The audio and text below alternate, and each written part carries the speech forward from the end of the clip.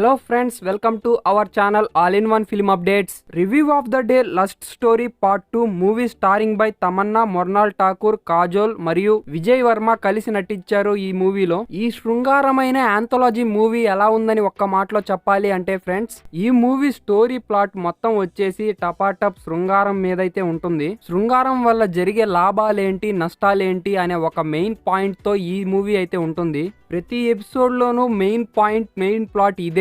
మూవీలో వీటితో పాటు కథను కూడా కొంచెం నెరేట్ చేస్తూ సాగుతుంది ఈ మూవీ.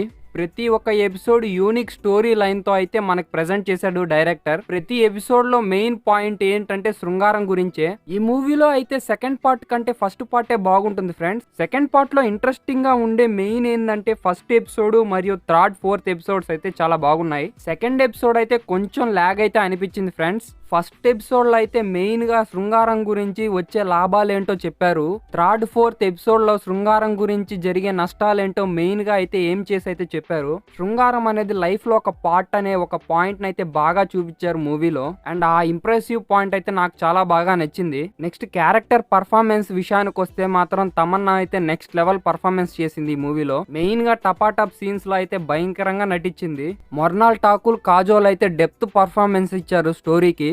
అండ్ వీళ్ళిద్దరు పర్ఫార్మెన్స్ లో ఫస్ట్ ఎపిసోడ్, ఫోర్త్ ఎపిసోడ్ లో అయితే చాలా బాగా యూనిక్ స్టైల్ తో అయితే పర్ఫార్మ్ చేశారు వీళ్ళు. మెయిన్ గా కాజల్, తమన్నా ఎపిసోడ్స్ అయితే చాలా ఇంట్రెస్టింగ్ గా ఉంటాయి. తమన్నా నటించిన క్యారెక్టర్ ఇన్వాల్వ్మెంట్ అయితే చాలా న్యాచురల్ గా ఉంది. కాజోల్ అయితే నెక్స్ట్ లెవెల్ ట్విస్ట్ తో అయితే ఫోర్త్ ఎపిసోడ్ లో మంచి కన్క్లూజన్ అయితే ఇచ్చింది.